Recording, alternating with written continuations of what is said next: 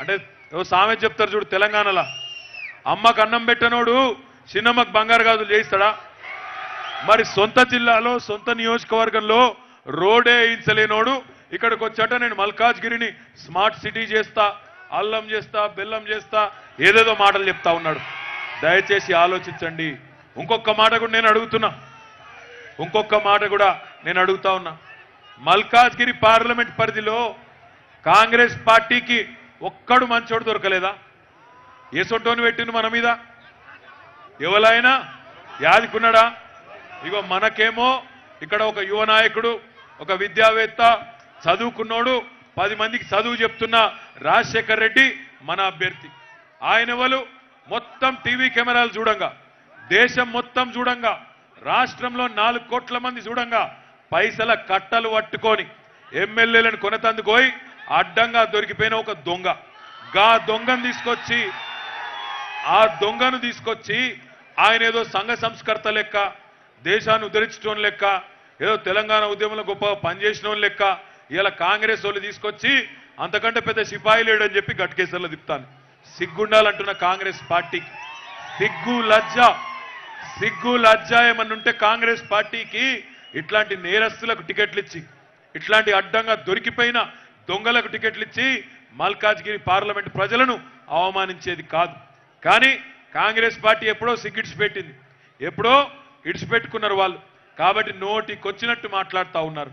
ఒక్క మాట మీరు ఆలోచించండి. ఆయన అంటడి ఇవాళ కాంగ్రెస్ అభ్యర్థి జాతీయ పార్టీలతోనే అభివృద్ధి సాధ్యమట. జాతీయ పార్టీలతో అభివృద్ధి సాధ్యమంటే మరి 71 ఏళ్ళు ఈ దేశాన్ని ఎవరు పరిపాలించారు?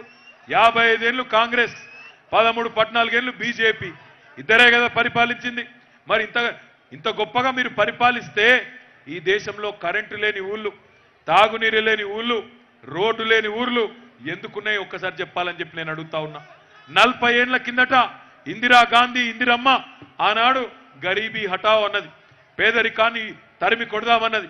40 ఏళ్ల తర్వాత మళ్ళీ ఆమె మన్మడు రాహుల్ గాంధీ వచ్చి మళ్ళా గరీబీ హటావ్ అంటే 40 ఏళ్లలో ఎక్కడేసిన గొంగలు అక్కడనే.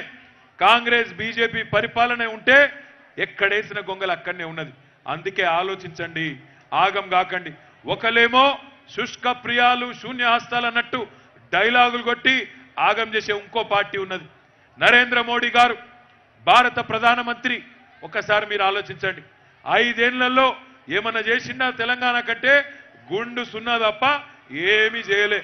కానీ మొన్న వచ్చి ఆ ఎల్బీ స్టేడియంలో మీటింగ్ పెట్టి పెద్ద పెద్ద మాటలు చెప్పిపోయింది. ఏమన్నాడు ఆ రోజు? నరేంద్ర మోడీ సాబ్కు ప్రమోషన్ వచ్చింది, మీకు తెలుసో లేదో. 5 ఏళ్ల కిందట చాయ్ వాలా, ఇప్పుడేమో చౌకీదార్. మళ్ళీ రేపేమైతుండో ఎరకలేదు. ఆయన వేషం మారింది, దేశం మాత్రం మారలే. ఒకటి మాత్రం ఏం చేసిండాయా మోడీ గారంటే ఒక్క పని మాత్రం పక్కా చేసిండు. ఇగో మా ఆడబిడ్డలు కొంతమంది ఉన్నారు ఇక్కడ, మిగతా వాళ్ళు ఏం చేసిరా మీరందరూ కనబడకుండా చేసిండు. ఆడున్నారు. నేను అడుగుతా ఉన్నా, ఒక్క పని మాత్రం నరేంద్ర మోడీ పక్కా చేసిండు. ఏందది? ఆడబిడ్డలు పాపం వాళ్ళ భర్తలకు తెలియకుండా పోపు డబ్బాలో కొన్ని పైసలు దాచుకుంటారు, ఆ పైసలు మాత్రం ఖరాబ్ చేసిండు. అదొక్క పని పక్కా చేసిండు నరేంద్ర మోడీ. ఏం చేసిండంటే చెప్పేందుకేం లేదు, డైలాగులు మాత్రం గొప్పగా చెప్తారు. ఒక్క మాట దయచేసి గట్కేసర్లో ఉండే అన్నలు, తమ్ముళ్ళు, అక్కలు, చెల్లెలు ఆలోచించాలి. నరేంద్ర మోడీ గారు మొన్న వచ్చిండు ఎల్బీ స్టేడియానికి. ఏమంటాడు? కేసీఆర్ గారు జ్యోతిష్యాలు నమ్ముతాడు, కేసీఆర్ గారు దేవుణ్ణి నమ్ముతాడు, కేసీఆర్ గారు యాగాలు చేస్తాడు. నీదేం పోయింది? నీ సొమ్మేమైనా పోయిందా? కేసీఆర్ గారు నీలక రాజకీయ ఎలక్షన్లు వచ్చినప్పుడు మాత్రమే కనబడే రాజకీయ హిందువు కాదు. కేసీఆర్ గారు మిగతా టైంలో కూడా ఆయన నమ్మిన ధర్మాన్ని ఆచరిస్తాడు. నీకు అంతగానం ఆసక్తి ఉంటే మోడీ గారు మీరు కూడా యాగానికి వస్తే నీకు కూడా తీర్థం ప్రసాదం పెట్టి ఆశీర్వాదం ఇచ్చి పంపిస్తాం, మాకు అభ్యంతరం లేదు. ఒక్క మాట ఆలోచించండి. ఎలక్షన్లు రాగానే బీజేపీ వాళ్ళకు రాముడు గుర్తొస్తాడు, మిగతా టైంలో యాదికి రాడు. ఎలక్షన్ రాగానే రామ్ మందిరా మసీదా, ఇండియానా పాకిస్తానా, హిందువా ముస్లిమా, ఇదే అంతే తప్ప దేశానికి ఫలానా పని చేసినాం, ఈ పని చేసినాం కాబట్టి మాకు ఓటేయండి అనే ముఖం లేదు.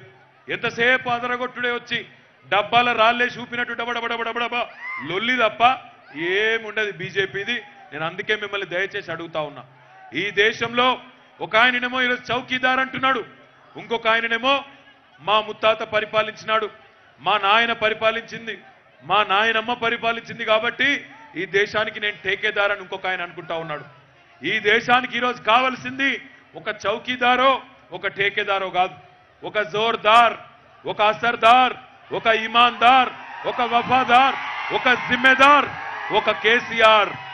ఒక కేసీఆర్ ఈరోజు ఈ దేశానికి దిశానిర్దేశం చేయాల్సిన అవసరం ఉంది. అట్లా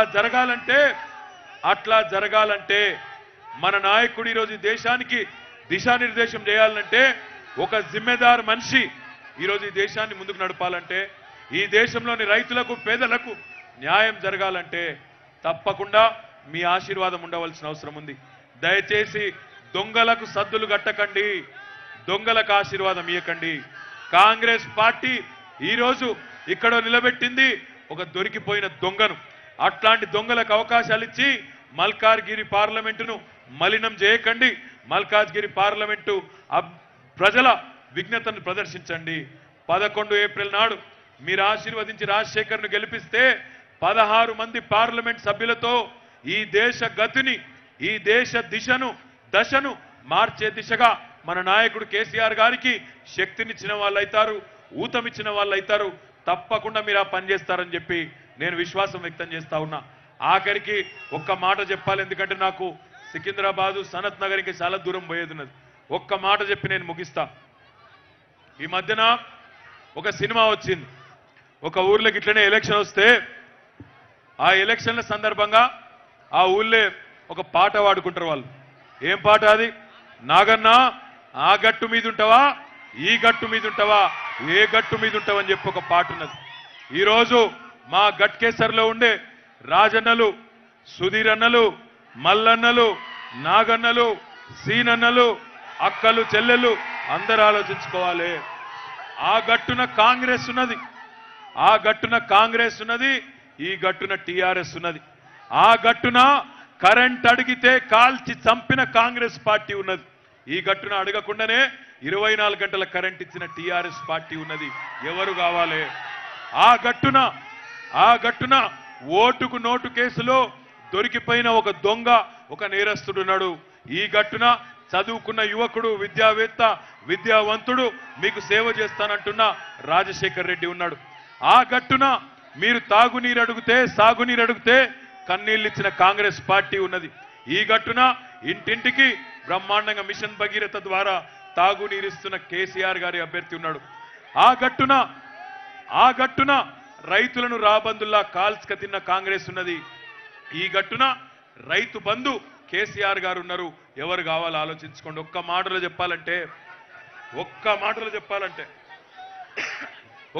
చెప్పాలంటే ఈ గట్టున కారు ఉన్నది, ఆ గట్టున బేకారు వాళ్ళందరూ ఉన్నారు. ఎవరు కావాలో ఆలోచించుకోండి. ఆగం కాకండి. మనము ఎవరికి ఓటేస్తే మన బతుకులు బాగుపడతాయి, ఎవరికి ఓటేసి ఏ పార్టీని గెలిపించుకుంటే మనం రేపటి రోజున మంచి జీవితం అందుతుంది. ఆలోచించి ఓటేయండి. ఈరోజు మీకు మంత్రి గారు మీకు అండగా ఉన్నారు. ఇక్కడ మీ శాసనసభ్యుడే ఈరోజు మంత్రి. మీరు అడుగుతున్నారు, చిన్న చిన్న కోరికలు అడుగుతా ఉన్నారు. అన్న మాకు డిగ్రీ కాలేజ్ కావాలి, ఇంకో కాలేజ్ కావాలని అడుగుతా ఉన్నారు. నేను ఒక్కటే మాట చెప్తున్నా, ఇప్పుడు ఇవన్నీ చేసినందుకు మల్లారెడ్డి గారే మీకున్నాడు ఈడ మంచిగా. ఆయననే మంత్రి. రాష్ట్రంలో 12 మంది మంత్రులుంటే ఆ 12లో మల్లారెడ్డి గారు ఉన్నారు. ఇక ఆయన మిమ్మల్ని ఆయన మంచిగా చూసుకుంటాడు, నాకే అనుమానం లేదు. పెద్దన్న సుధీర్ అన్నున్నాడు, మల్లన్నున్నాడు. ఇక రేపటి రోజున మీరు గెలిపించిన తర్వాత మీ ఎంపీ రాజన్న కూడా ఇక్కడనే ఉంటాడు. కాబట్టి అందరినీ కూడా మీరు మల్లారెడ్డి గారిని ఆశీర్వదించినట్టే రాజశేఖర రెడ్డి గారిని కూడా ఆశీర్వదించి గెలిపించి కేసీఆర్ గారు పంపిన అభ్యర్థికి సంపూర్ణంగా మీ దీవెనియాలని చెప్పి మనస్ఫూర్తిగా కోరుకుంటూ ఈ అవకాశం ఇచ్చిన మీ అందరికీ పేరు పేరున ధన్యవాదాలు తెలియజేసుకుంటూ జై తెలంగాణ. ఇక మళ్ళొక్కసారి చేయలేపేదాకా నేను ఓనిగా చెయ్యి అంటే మొండి చెయ్యి కాదు, చాలా డేంజర్ మొండి చెయ్యి. పిడికిలి మొండి చెయ్యి దేశాన్ని ముంచిందే మొండి చెయ్యి. పిడికిలి 2 పిడికిలు, 2 పిడికిలు, రెండో పిడికిలి లేపో.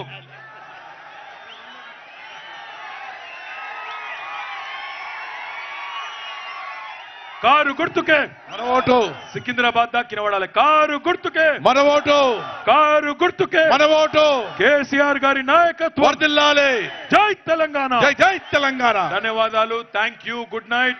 ఏప్రిల్ 11 నాడు గెలిపియండి. మళ్ళా జులూస్కొస్తా.